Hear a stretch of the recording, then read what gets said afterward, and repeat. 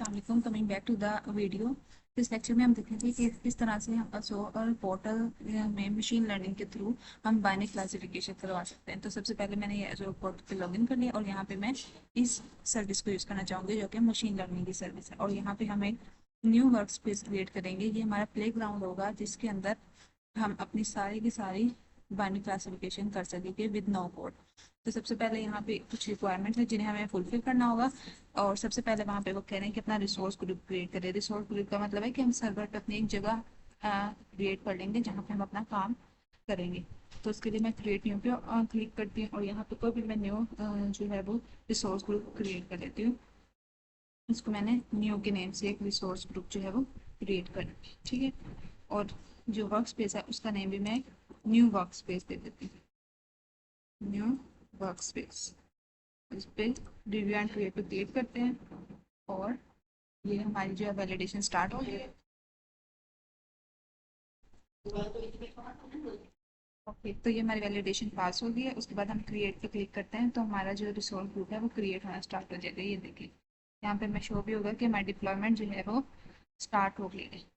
ठीक है, जैसे ही डिप्लॉयमेंट कंप्लीट होगी हमारा रिसोर्स ग्रुप क्रिएट हो जाएगा। ओके, तो हमारा जो है डिप्लॉयमेंट वो सक्सेसफुली कंप्लीट हो गई है। ये देखिए, your deployment is successfully completed. तब हम रिसोर्स पे जाएंगे, गो टू रिसोर्स पे क्लिक करेंगे और यहाँ पे हमारा जो है रिसोर्स नजर आ जाएगा। अब जब हमने अपना स्टूडियो लॉन्च करना है वो हम इस क्लिक से भी कर सकते हैं और यहाँ पे भी इस क्लिक से हम जब लॉन्च स्टूडियो करेंगे तो हमारा एक न्यू टैब में स्टूडियो लॉन्च हो जाएगा। ओके, अब ये बेसिकली ये हमारा इंटरफेस है, ये हमारा प्लेग्राउंड है जिसमें हमने अपने पाइपलाइन के थ्रू बाइनरी क्लासिफिकेशन करनी है। तो यहाँ पे हम डिज़ाइनर के थ्रू भी जो है वो पाइपलाइन क्रिएट कर सकते हैं। ऑटो एमएल के थ्रू हम ऑटोमेटिकली अपने डाटा की बाइनरी क्लासिफिकेशन कर सकते हैं। तो सबसे पहले मैं यहाँ पे आपको डिज़ाइनर के थ्रू करवा के दिखाऊंगी कि किस तरह से हम डिज़ाइनर में बाइनरी क्लासिफिकेशन करते हैं। तो उसके लिए यहाँ पे मैंने डिज़ाइनर पे क्लिक किया और डिज़ाइनर में हम एक डिज़ाइन करते हैं पूरी पाइपलाइन के, किस तरह से हमारा क्या क्या प्रोसेस होगा, उसके बाद हमारी बाइनरी क्लासिफिकेशन होगी। तो उस पाइपलाइन को मैं क्रिएट करती हूँ कि मैं एक न्यू पाइपलाइन क्रिएट करने लगी हूँ, ठीक है। उसके बाद यहाँ पे जो है हमारे पास कुछ कंपोनेंट्स आएंगे, कुछ डाटा आएगा जिस डाटा पे हमें बाइनरी क्लासिफिकेशन करवानी है। तो ये देखिए यहाँ से ओपन करती हूँ तो डाटा जो है अभी हमारे पास नहीं है, हम इसको क्रिएट कर लेते हैं। तो डाटा क्रिएट करने के लिए यहाँ पे प्लस के ऑप्शन पे क्लिक करेंगे और न्यू डाटा क्रिएट करेंगे। मैं लिखती हूँ कि मेरा बाइनरी डाटा से, ठीक है। और यही जो है मैं इसी को ही डिस्क्रिप्शन में दे देती हूँ, ठीक है, बाइनरी डाटा। और मेरे पास फाइल जो है वो फाइल फॉर्म में ही है।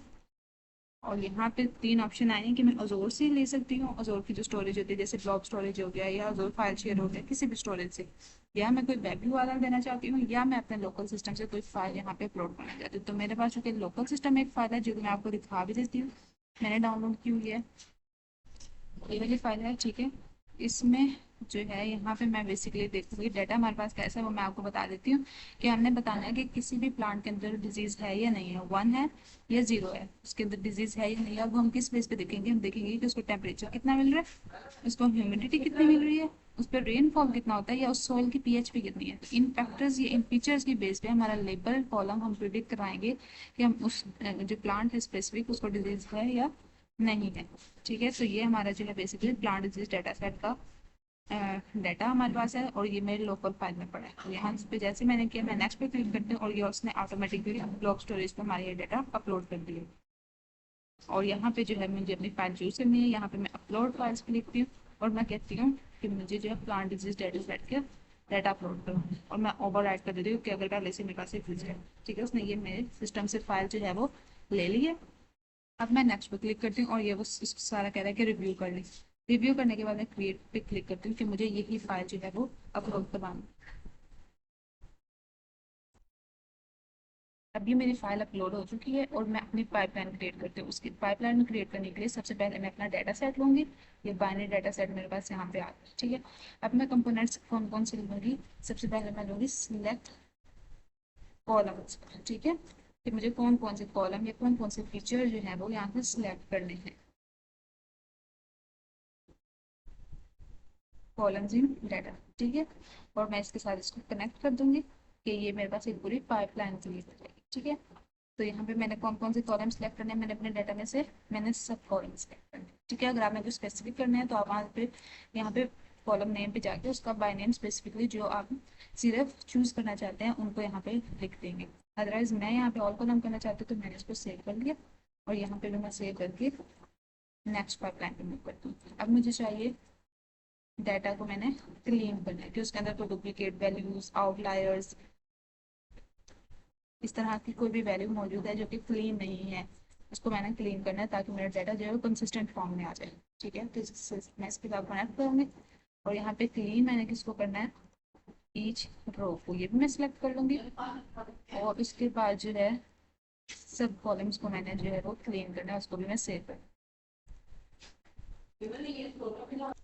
तो अब आप देखिए हमारे पास एक पूरी पाइपलाइन क्रिएट हो रही है जिसमें एक एक स्टेप पे हमारा डाटा मूव करता जाएगा और हम जो है नेक्स्ट मूव करते रहेंगे और लास्ट में हमारा डाटा जो है वो क्लीन हो जाएगा और उसके हमारे रिजल्ट भी हमें मिले। इसके बाद हम क्या करते हैं, अपने डाटा को स्प्लिट करते हैं। तो मैं स्प्लिट का कंपोनेंट ले लेती हूँ, तो मुझे अपने डाटा को स्प्लिट करना है। ठीक है, तो मैं स्प्लिट कर देती हूँ, यानी उसको दो पैरामीटर्स में, दो पार्ट्स में डिवाइड करना है। एक उसका टेस्टिंग फेज होगा और एक उसका जो है वो एक ट्रेनिंग फेज होगा। ट्रेनिंग फेज में पहले डाटा ट्रेन होगा और उसके बाद जो है वो जो मॉडल ट्रेन हो जाएगा प्रॉपरली, उसके बाद उसको वैलिडेट करेगा कि टेस्टिंग डाटा के थ्रू कि हमारा जो मॉडल है वो कितना एफिशिएंटली परफॉर्म कर रहा है या नहीं कर रहा है। क्योंकि हम इसको कोई एक्स्ट्रा डाटा तो नहीं दे रहे, अनसीन डाटा नहीं दे रहे, हम उसी डाटा में से कुछ चंक जो है वो सेपरेट करके इसको दे दें। तो हम इसके साथ इसको कनेक्ट करेंगे कि मेरा जो क्लीन डाटा है वो यहाँ पे मेरा चला जाए। ठीक है, और साथ ही इसके मैं एक मॉडल ले लेती हूँ, binary regression, binary classification.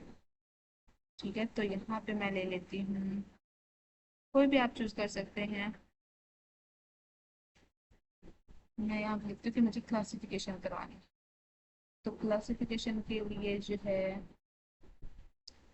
To class, चूंकि टू क्लास बाइनरी क्लास को भी कहते हैं इस वजह से मैंने टू क्लास जो है वो लॉजिस्टिक रिग्रेशन जो है वो हमारा क्लासिफिकेशन का ये एक एल्गोरिथम होता है, इसको मैंने ले लिया। ठीक है, अब इन दोनों के थ्रू जो है मैं अपना मॉडल ट्रेन करवाऊँ।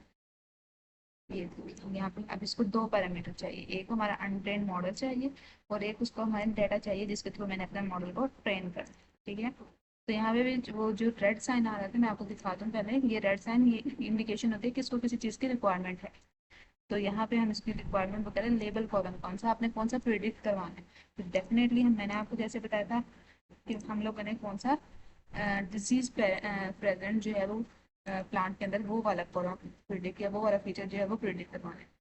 तो इसको मैंने सेव कर दिया, यहाँ से सेव कर दिया और नेक्स्ट। ठीक है, उसके बाद यहाँ पे मैं अपनी पाइपलाइन को आगे मूव करती हूँ, तो मैं कहूँगी कि मेरे जो डाटा मॉडल है वो ट्रेन हो गया, अब उसको स्कोर करके बताओ, यानी उसको वैलिडेट करके बताओ।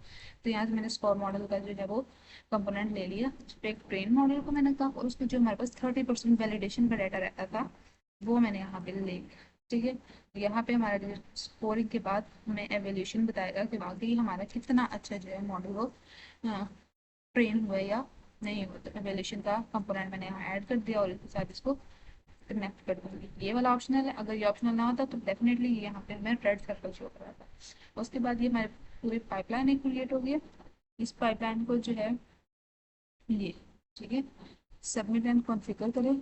तो ये यहाँ से आपसे कुछ सेटअप जॉब्स मांगेगा। ठीक है, वो कहेगा कि आपने जो है वो अपना कौन सा एक्सपेरिमेंट क्रिएट करना है। मैं कहूँगी मैंने न्यू एक्सपेरिमेंट, डेफिनेटली मैंने न्यू एक्सपेरिमेंट क्रिएट करना है, तो मैं इसको न्यू एक्सपेरिमेंट का नेम दे देती हूँ। ठीक है, और मैं नेक्स्ट पर मूव करती हूँ, देन अगेन नेक्स्ट पर मूव करती हूँ और यहाँ पे जो है मैं, अब वो कह रहे हैं कि आपने कौन सा कंप्यूट यूज़ करना है। ठीक है, रिसोर्स कौन से यूज़ करना है जिसपे आपकी सारी परफॉर्मेंस होगी, आपका सीपीयू कहाँ पे होगा, कौन सी स्टोरेज यूज़ होगी,